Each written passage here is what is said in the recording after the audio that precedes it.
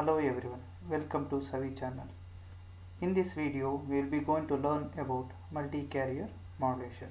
I am your course instructor, Professor S. Manjunathachari, Assistant Professor, Department of ECE, Sai Vidya Institute of Technology. The contents of this video as follows. Under multi-carrier modulation, we will be going to learn about timing and frequency synchronization, PAR, and single channel FDE. Moving on to timing and frequency synchronization. In OFD's signal is required to find time and carrier frequency offset at the receiver end. Yes, when the signal is received at the receiver, the received signal must be synchronized with time and as well as a carrier frequency. Here there are two important synchronization tasks needs to be performed at the receiver end. As I earlier said, these are timing and frequency. Yes, first one, timing offset.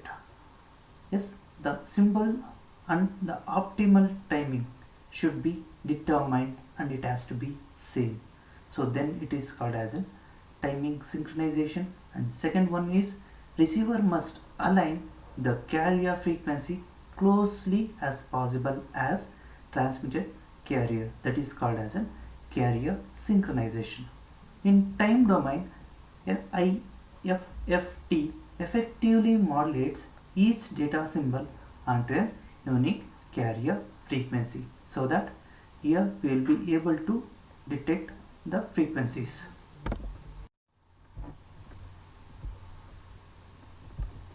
Yes, here the first diagram will show you the two carriers are originating at the same point with different frequencies. There is a small change in both the frequencies you can observe here. Just one frequency is about cos 2 pi fct, another frequency is cos 2 pi fc plus delta ft. This delta ft is a small change in frequency. Here we are going to compare with only two carrier frequencies for two different symbols, and you can observe here it is starting at the same point. After one microsecond, you can observe both are coinciding exactly. This is called as a superposition. So it is exactly synchronized. Whereas coming to the frequency synchronization, you can observe the frequencies modulated at different symbols. Each symbol is modulated with the different frequencies. Here this is a different frequency, here it is a different frequency for different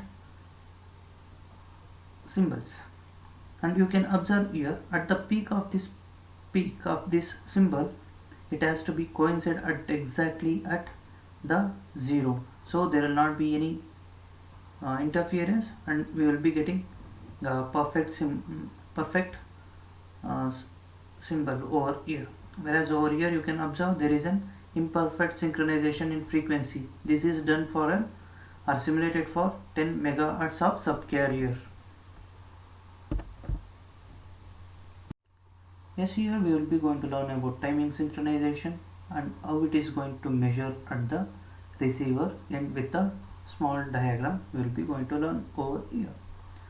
Yes, here the timing errors in a symbol will always occurs in the communication part when it is moving in a physical layer. So the synchronization is very much important for reconstruction of signal. Here, due to presence of cyclic prefix, it can be eradicated. How it is eradicated we will see over here. Yes, as we learnt in the last video, the OFDM symbols will have a cyclic prefix. Yes, when it is moved, the cyclic prefix at the receiver end will be have an extended version. As you can see over here, it is an extended version of cyclic prefix. This is the responsible for to avoid ISI. Yes, here we have a tolerant timing or a tolerable timing offset of R seconds without any degradation of performance as long as the R lies between 0 to Tg minus Tm, where Tg is a guard time, it is for a fixed for a cyclic prefix duration, and Tm is a maximum channel delay spread. It depends on that. As you can observe, this complete should be under this timing. Then the reconstruction of the signals is done without degradation of any information or losing of any information. And if this is acceptable in this range, then only perfect timing synchronization is done. If the timing offset R is not within the range of 0 to Tg minus Tm, then ISI will occur, that is intersymbol interference will going to occur.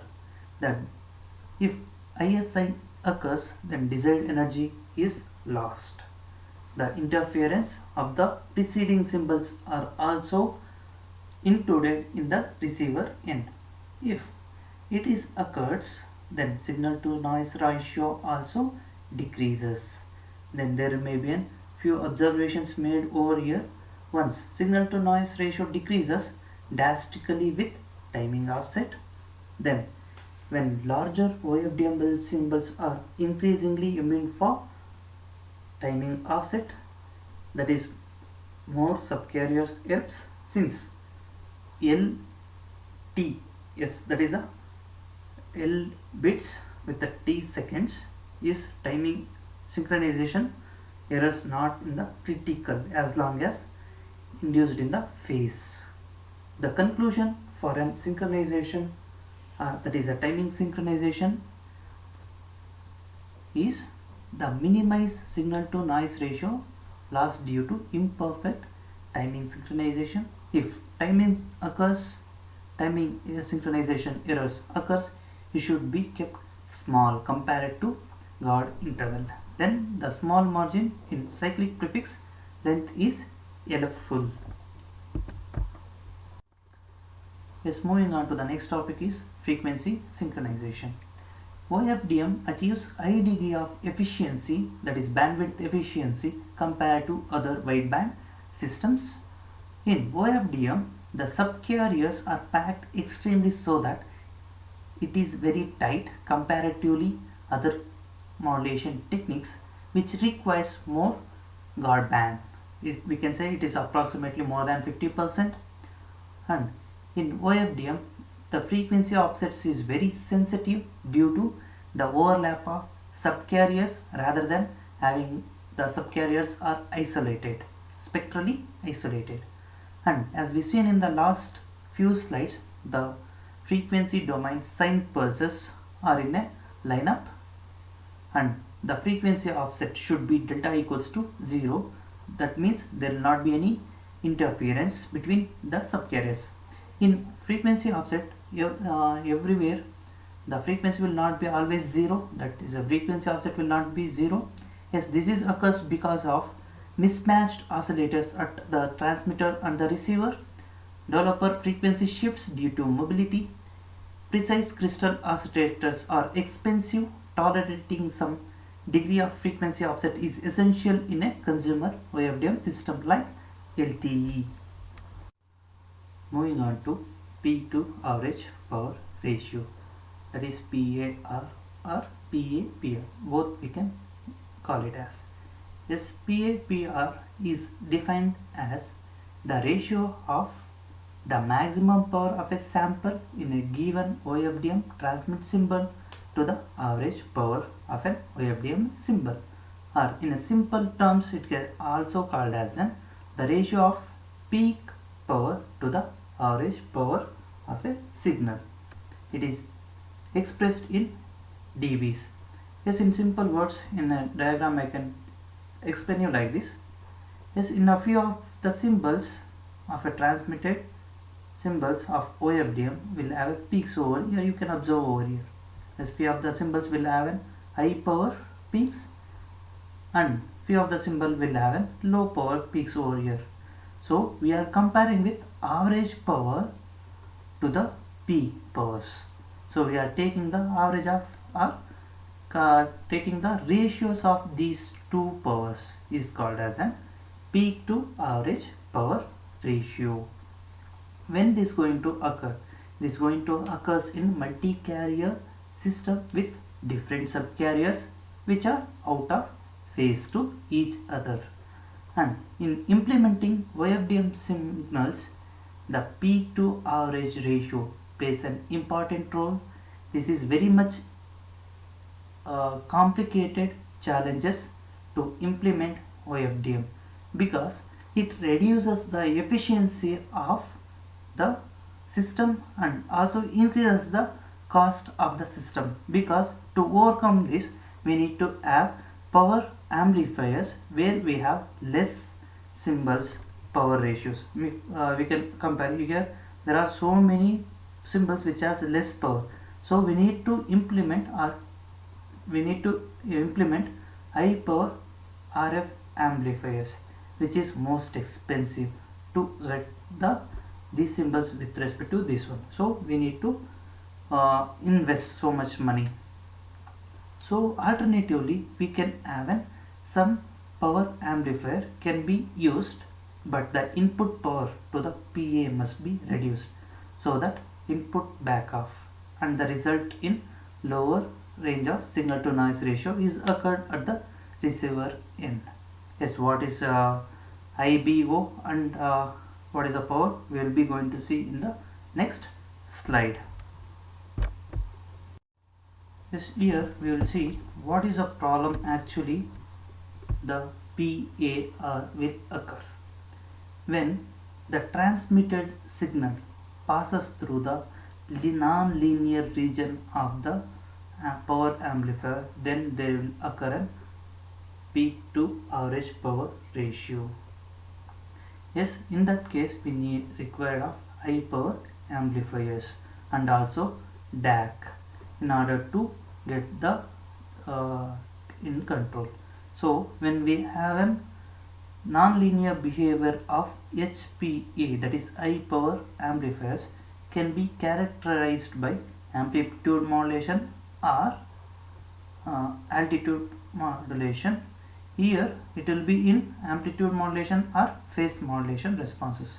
Here you can see when the system is in linear region, then we can have an control over it. If it is moves out of the non-linear region, then there should be an high power amplifiers and also DAC.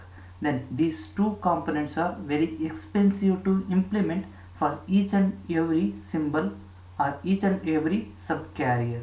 So it will be cost will be more.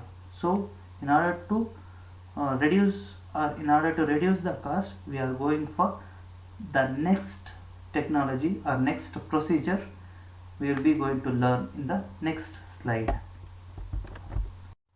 As I said in the last slide, we will be going to use different technology for that is single carrier frequency domain equalization. By using this, we can decrease the complexity for having a multipath channels, and here excellent bit error rate for performance can be achieved. And here it is discussed about the theoretical values and decoupling of ISI from other types of interference also reduced, and majorly the peak to average ratio is reduced significantly relative to the multi-carrier modulation. By using this, we can achieve or decrease the effect of peak to average ratio. You can observe this block diagram. The upper one, it is about the OFDM transmitter and receiver. The difference between OFDM and single carrier FDE is only this IFFT block. Yes, this IFFT block is transmitted or implemented in at the receiver end of the single carrier FDE.